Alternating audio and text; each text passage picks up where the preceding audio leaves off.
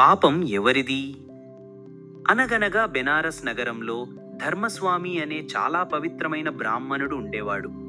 అతనికి హరిస్వామి అనే ఒక కొడుకు ఉండేవాడు.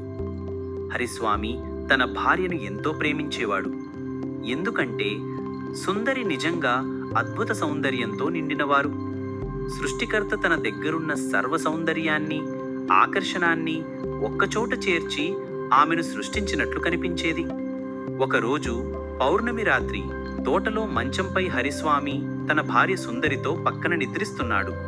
ఆ సమయంలో ఒక అప్సరస రాకుమారుడు ఆకాశ మార్గంలో వెళ్లుతూ సుందరి ముఖాన్ని చూశాడు.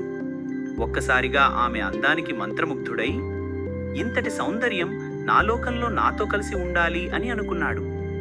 వెంటనే నిద్రలో ఉన్న సుందరిని తన చేతుల్లో మెల్లగా ఎత్తుకుని ఆ తోట నుంచి ఎగిరిపోయాడు. హరిస్వామి నిద్రలేచినప్పుడు తన పక్కన భార్య కనిపించకపోవడంతో కలవరపడ్డాడు.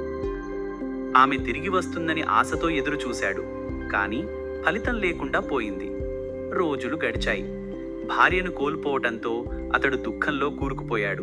చివరికి తన ఇల్లు, ఆస్తి అన్నీ అమ్మేసి ఆ డబ్బుతో నగరంలోని పేదలకు ఒక మహా అన్నదానం ఏర్పాటు చేసి మిగిలిన జీవితాన్ని దుఃఖంలోనే గడపాలని నిర్ణయించుకున్నాడు. ఒకరోజు హరిస్వామి ఒక గ్రామం గుండా వెళుతున్నాడు. ఆ గ్రామంలో ఒక దాతృత్వ బ్రాహ్మణుడు మరియు అతని భార్య పేదలకు మహావిందు ఏర్పాటు చేసి ఉన్నారు. హరిస్వామి వారి ఇంటి గుమ్మం వద్ద కూర్చుని నిరాశతో నిండిన ముఖంతో కనిపించాడు. బ్రాహ్మణుని భార్య అతన్ని గమనించింది. ఈ మనిషి చాలా ఆకలిగా ఉన్నాడనిపిస్తోంది.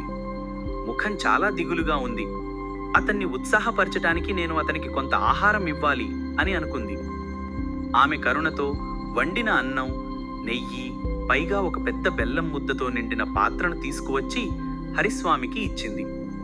ఆకలితో అలమటిస్తున్న హరిస్వామి ఆహారం చూసి సంతోషించి ఆమెకు ధన్యవాదాలు చెప్పి ఆమెకు ఆశీర్వాదం ఇచ్చాడు.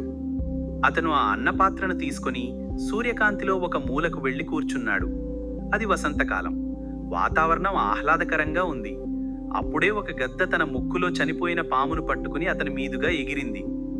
గద్ద పామును మెడపట్టుకుని నొక్కటంతో పాము చనిపోయింది. దాని నోటి నుండి విషరసం జారుతూ ఉంది. హరిస్వామి గమనించలేదు. కాని ఆ విషరసం అతని అన్నపాత్రలో పడింది.